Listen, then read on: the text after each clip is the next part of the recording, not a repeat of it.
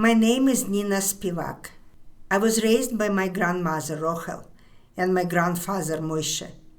We lived in the small shtetl of Litichev, and we spoke only Yiddish. My grandmother was religious, and my grandfather was even more religious. The villagers considered him rabbi. My grandparents' house had a huge cellar where my grandfather baked matzah for Passover.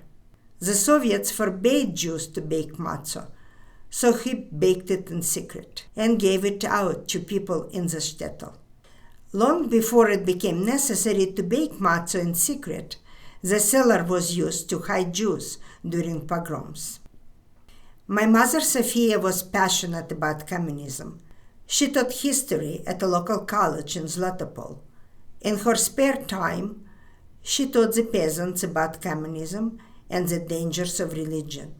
She got an apartment in Zlatopol and sent for me to live with her. Then the war began. My mother started losing her faith in the communist ideals. Perhaps that was the reason it was difficult for her to accept that the Germans, who came from such a civilized culture, were murdering Jews. And it was also the reason she wasn't eager to evacuate when the war began. Only at the last moment, when the true picture of the German atrocities against the Jews became known, did my mother decide we must evacuate. She bribed many people in order to escape from Zlatopol, but there were not enough horses and buggies for everyone.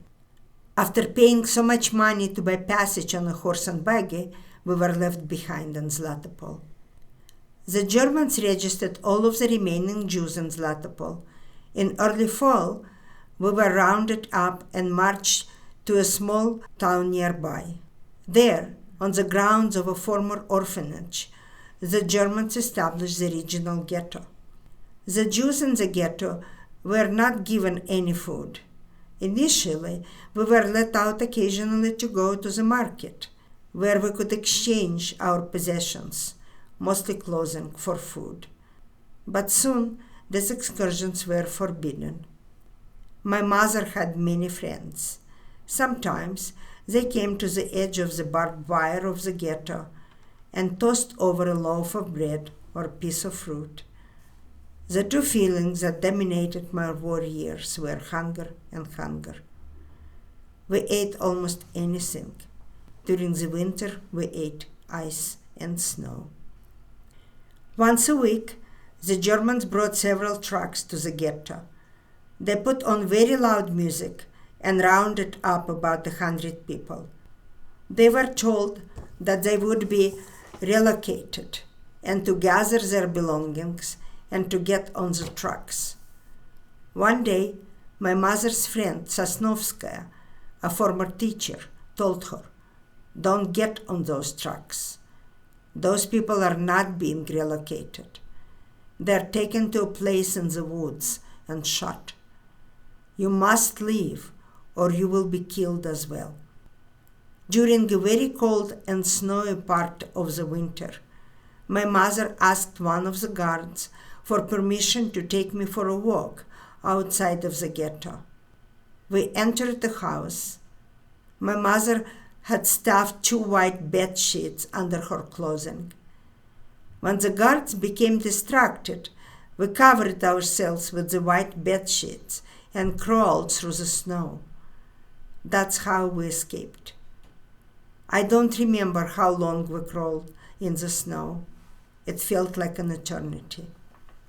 That's how we made it to my mother's friend Sosnovskaya. She gave us some bread and bacon and advised us to go to the village of Turia, where someone would hide me. She said, "Just walk on the road. If you try to hide, the Germans will notice and be suspicious. They will discover that you are Jews who have escaped the ghetto." Sosnovskaya said that my mother, Sofia Moiseyevna, should leave me there and try to find her way to the partisans in the forest. We started on our way to Turia. It was a long, cold, slow walk. It was winter, and we were very weak from months of constant hunger. Some nights We had to sleep in haystacks on very small villages. Some people gave us bread, others told us to go away. Somehow we made it to Turia. There we met a woman, Elena Nikiforovna Neduba, a contact of Sosnovskaya. Elena had 2 children of her own, a girl, Lucia, and a boy, Yura. This is where my mother left me. I never saw my mother again.